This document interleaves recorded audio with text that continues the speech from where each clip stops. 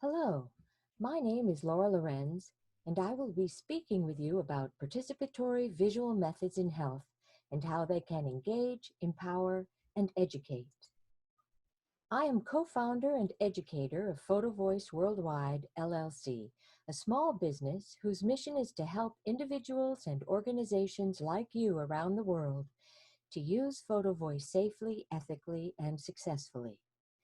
We do that by facilitating training and professional development, fostering a community of Photovoice peer support and continuing education, providing consulting services, and offering Photovoice products. Now we will briefly review my path to Photovoice before reviewing participatory visual methods, their processes and benefits, and ways in which they engage, empower, and educate before turning to how Photovoice Worldwide can support you and your work. For many years, I lived and worked in Africa, Asia, and South America as a journalist and photojournalist for international agencies. In the late 1990s, I returned to the U.S. and began developing continuing education materials for health program managers around the globe. I started studying part-time for a master's in instructional design for adult education and training. A professor agreed to be my mentor for an independent study using photography as an instructional design tool. But he said, "I don't want you to take the photos. I want you to give the camera to young people and have them look at their community." At first, I was disappointed. I wanted to take the pictures. But listening to him changed my life. I developed a Photovoice project design based on the work of Carolyn Wong and others. I heard a panel of presenters organized by Carolyn Wong at the American Public Health Association meetings. Then Girls Incorporated of Greater Lowell invited me to facilitate Photovoice as an after-school activity with girls. A few months later, I was invited by the Youth Academy in Mdansani Township in South Africa's Eastern Cape to facilitate a project with 16 Mdansani youth. Then, for my doctoral studies in health policy and health services research, I used Photovoice with adults living with brain injury to understand their experiences with a sudden life change and gain insights into the policies that support or challenge their recovery. There are two basic types of participatory visual methods: photo interview or photo-elicitation, an individual process, and Photovoice, a group process. Both approaches involve participants in constructing knowledge that encompasses their experiences and expertise. These methods disrupt the power imbalance endemic to traditional research. As participants become co-researchers with you, they produce opportunities to see realities and structural inequalities through their eyes. These methods allow for emotions to surface and cognitive learning to take place. Both methods are participatory, as participants, be they patients, clients, community members, or healthcare workers, take photographs or create other visuals, such as maps, drawings, art, and video, depending on your project's needs and interests. For this presentation and our trainings, we focus primarily on photography, but we encourage you to use whatever visual approach will work for you. With photo interview or photo elicitation, participants work one-on-one to discuss their photos with you. Photo voice, on the other hand, involves a group of people working together and learning from and with each other and you in all phases of the project. This quote is so powerful. With photo voice, we are not denying reality, rather we are seeing it differently through the lens of a camera. Often, we do not notice what is around us when we see it every day. With photo voice, we become more conscious of our circumstances and contexts, and so can better articulate their positives and negatives from our point of view. I first created this graphic of a photo voice path when working with the Youth Academy of Mdansani Township to convey the nature of our 4 weeks together and the tasks we would be doing. The path and symbols worked well to keep us oriented to our tasks and to explain what we were doing when visitors participated in our project sessions. With Photovoice, participants learn about Photovoice, their project goals, and the ethical issues involved in being a visual researcher of your life or community or work. Participants take photos to represent their perspectives or experience and discuss them with others. Participants select some photos for exhibit or wider sharing and write captions for them. They may sort their photos into themes or categories, and they prepare outreach, often exhibits, to create awareness, initiate action, and promote change. This graphic is an alternative process that a co-author and I developed to illustrate a process of visual ethnography in health and healthcare for a forthcoming chapter in a Routledge handbook. Again, participants learn about the ethics of being a visual researcher and document their perspectives using photographs. They contextualize their photos in interviews and discussion groups, interpret the data collaboratively with researchers, help to communicate findings to outside audiences, and inform translation to practice, programming, and policy. There are many benefits to using participatory visual methods. They can help to create understanding of lived experience with health, organization and delivery of healthcare, and connection with nature. With Photovoice, back and forth conversations occur that level the playing field between patients and researchers, community members and outside experts. They stimulate holistic accounts of health and healthcare and bring out tacit or hidden knowledge. They help to make visible reasoning and values. They establish shared understanding and foster empathy, and they result in co-production of knowledge. We will now explore how participatory visual methods can be used to engage, empower, and educate, using some examples from our work and the peer review literature. One goal for Photovoice is to engage participants in documenting their knowledge and experience and sharing with you in a process of understanding both positives and negatives, challenges and strengths.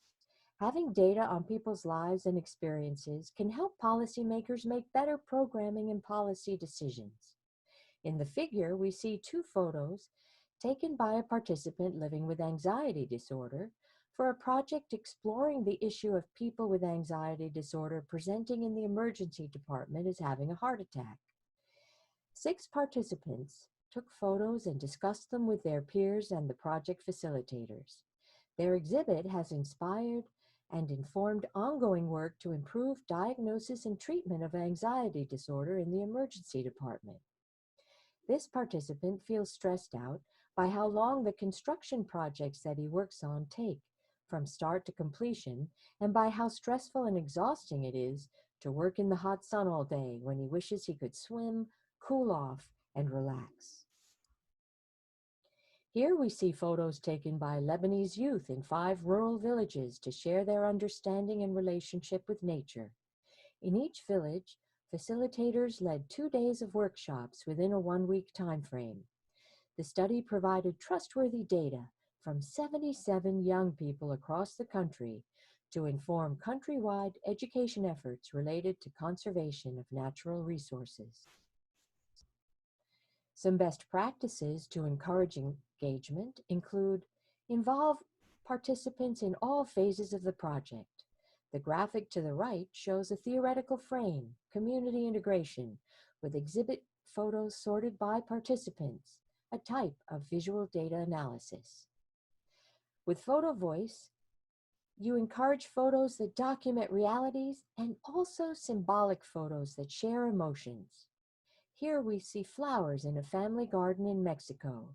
The participant wanted researchers to know that she has learned about growing flowers and vegetables from her mother and that flowers bring happiness.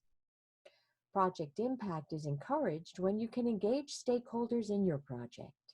In the bottom right photo, we see nurse managers in intense conversation with 2 Mdansane Project youth leaders, eagerly discussing the photos even before the day's session had begun.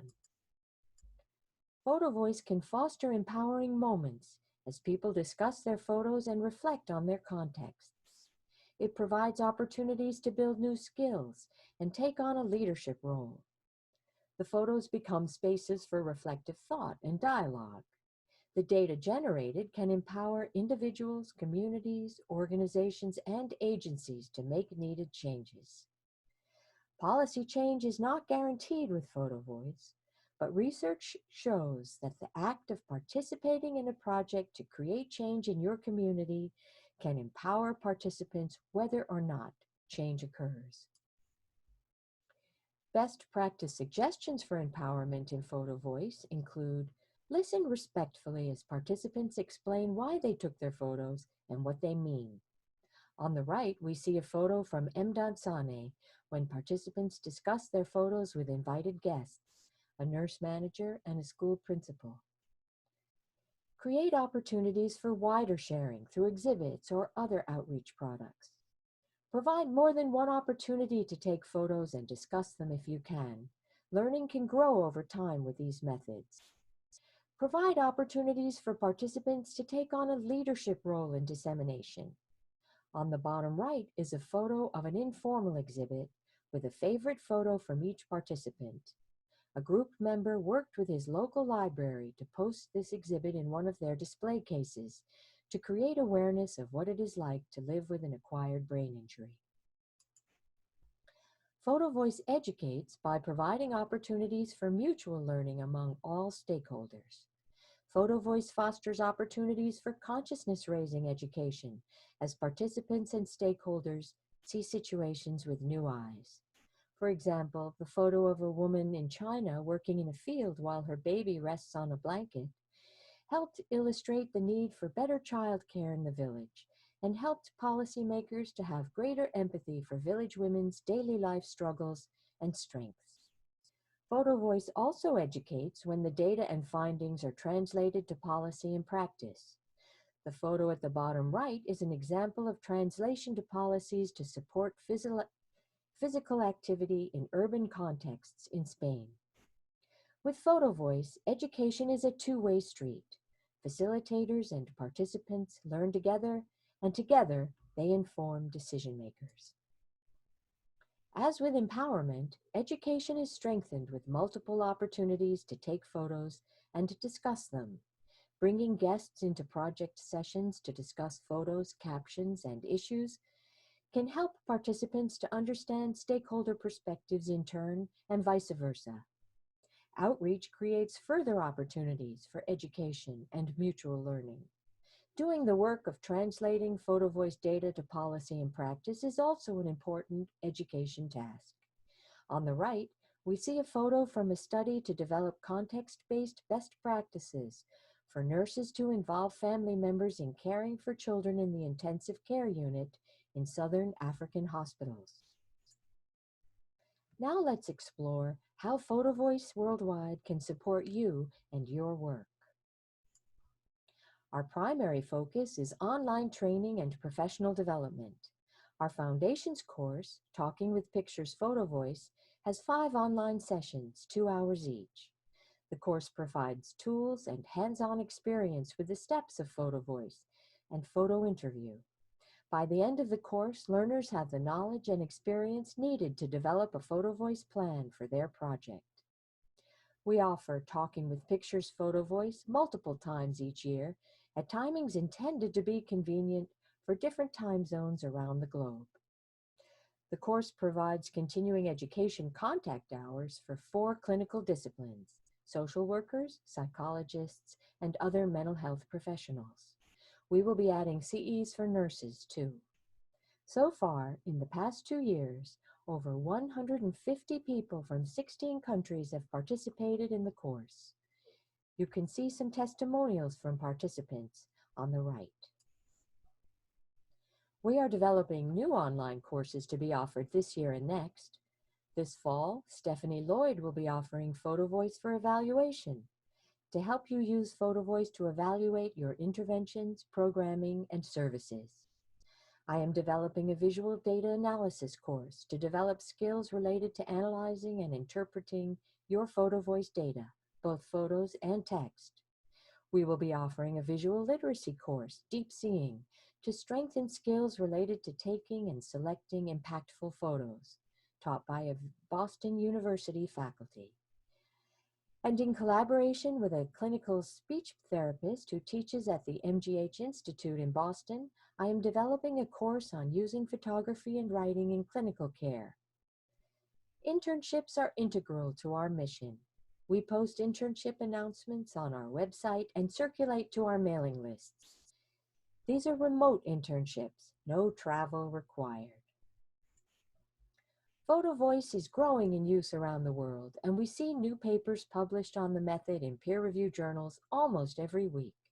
Yet people interested in these methods may be scattered without local opportunities for training, peer support, and ongoing learning. Creating a supportive community for Photovoice is an important part of our mission. We have an alumni Google group, and we host alumni reunions, webinars with guest speakers several times a year. We provide a stipend for speakers, so if you have an idea for a presentation of potential interest to our alumni, please be in touch. We also host a blog that addresses different topics, such as camera options and the difference between Photovoice and photo-elicitation. And finally, we foster community through social media. Follow us on LinkedIn, Facebook, and Instagram. Our dream is to establish a nonprofit arm of Photovoice Worldwide to provide grants for Photovoice projects and scholarships to our courses. On the right is a photo from the Photovoice project on community integration of older adults with acquired brain injuries. This photo and caption argue for seeing everyone in the community, no matter their abilities or disabilities, as a beautiful part of the whole. We can provide short and long-term consulting services to support your Photovoice activities.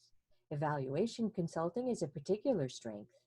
Also, Photovoice facilitation, project design, and outreach support. We provide these services both online and in person. We also can work with you or your organization or group to develop tailored Photovoice trainings and professional development. In 2019, for example, we provided organization-specific trainings for United Way of Broward County in southern Florida and the Maryland VA in Baltimore. Over the years, we have provided tailored trainings for nonprofits, medical schools, professional societies, government agencies, and professional and career development awards. We have been working on a recorded course to be offered online later this year. We hope that this course will allow people who are unable to participate in our real-time trainings to obtain the knowledge and develop the skills they need to use Photovoice in their work. A book on our approach to Photovoice and including experiences from colleagues and alumni around the world is in the works. Stay tuned for more. In conclusion, Photovoice brings real lives into policy and practice conversations. It can empower, engage, and educate participants, communities, providers, organizations, and policymakers. Photovoice data and information can inform policy and practice. With Photovoice Worldwide, you can gain access to training, professional development, and consulting to support your Photovoice work, and a community for peer support and ongoing learning. Start a conversation with us at info@photovoiceworldwide.com. These are citations for the papers referenced in this presentation.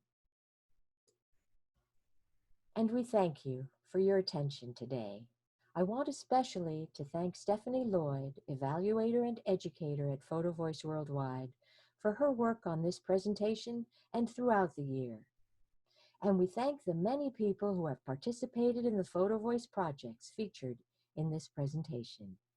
We look forward to hearing from you. Thank you.